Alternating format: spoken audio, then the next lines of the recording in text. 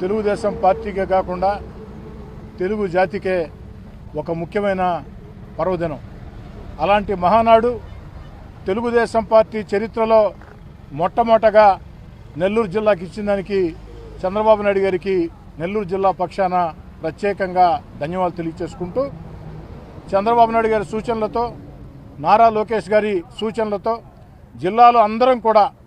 అటు మంత్రులు, పార్లమెంటు సభ్యులు, ఎమ్మెల్యేలు, ఎమ్మెల్సీలు, జిల్లా పార్టీ అధ్యక్షులు, పార్టీ వివిధ స్థాయిల్లో ఉండే నాయకులు, క్లస్టర్ ఇన్ఛార్జీలు, కో క్లస్టర్ ఇన్ఛార్జీలు, డివిజన్ అధ్యక్షులు అందరం కూడా, అనుబంధ సంఘాల అందరం కూడా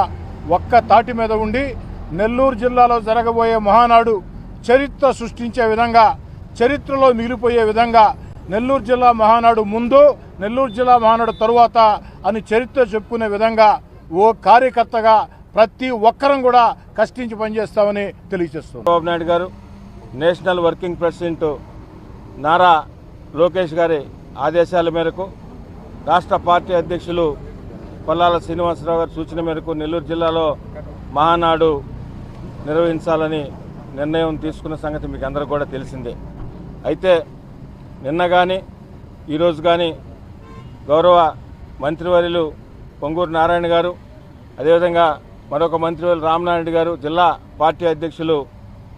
వేదా రవిచంద్ర గారు, అదేవిధంగా సీఎం ప్రోగ్రామ్ కోఆర్డినేటర్ సత్యనారాయణరాజు గారు, అదేవిధంగా ఎమ్మెల్యేలు, వక్ఫ్ బోర్డు చైర్మన్ అజీజ్ గారు అందరూ కలిసి కూడా రెండో రోజు కూడా